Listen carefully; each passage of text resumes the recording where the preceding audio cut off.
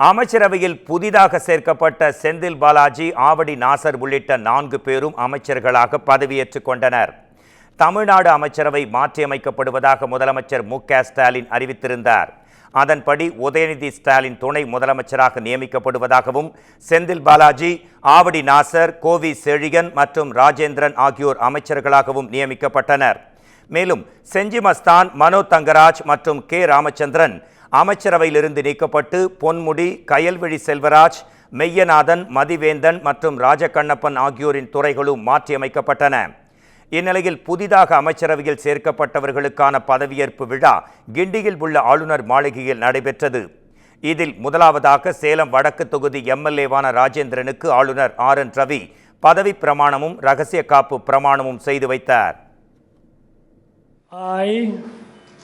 இரா ராஜேந்திரன் என்னும் நான் தமிழ்நாட்டு அரசின் அமைச்சர் என்ற முறையில் எனது கவனத்துக்குள்ளாவதும் தெரிய வருவதுமான எந்த பொருளையும் அமைச்சரின் கடமைகளை உரியவாறு நிறைவேற்ற தேவையான அளவுக்கன்றி ஒருவரிடமோ பலரிடமோ நேர்மையாகவோ மறைமுகமாகவோ அறிவிக்கவோ வெளிப்படுத்தவோ மாட்டேன் என்று உளமாற உறுதி கூறுகிறேன். இதையடுத்து செந்தில் பாலாஜி மீண்டும் அமைச்சராக பதவியேற்றுக் கொண்டார்.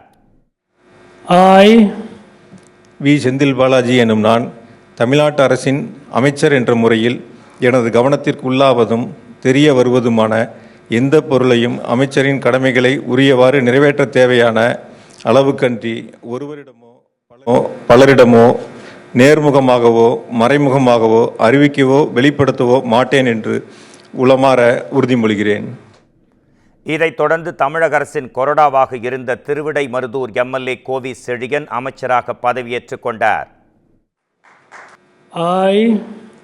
கோவி செழியன் என்னும் நான் தமிழ்நாட்டு அரசின் அமைச்சர் என்ற முறையில் எனது கவனத்துக்குள்ளாவதும் தெரிய வருவதுமான எந்த பொருளையும் அமைச்சரின் கடமைகளை உரியவாறு நிறைவேற்ற தேவையான அளவுக்கன்றி ஒருவரிடமோ பலரிடமோ நேர்முகமாகவோ மறைமுகமாகவோ அறிவிக்கவோ வெளிப்படுத்தவோ மாட்டேன் என்றும் உளமாற உறுதிமொழிகிறேன்.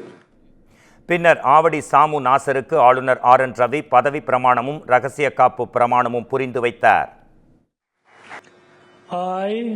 சாமு நாசர் எனும் நான் தமிழ்நாடு அரசின் அமைச்சர் என்ற முறையில் எனது கவனத்திற்குள்ளாவதும் தெரிய வருவதுமான எந்த பொருளையும் அமைச்சரின் கடமைகளை உரியவாறு நிறைவேற்ற தேவையான அளவுக்கன்றி ஒருவரிடமோ பலரிடமோ நேர்முகமாகவோ மறைமுகமாகவோ அறிவிக்கவோ வெளிப்படுத்தவோ மாட்டேன் என்று உளமாற உறுதியளிக்கின்றேன்.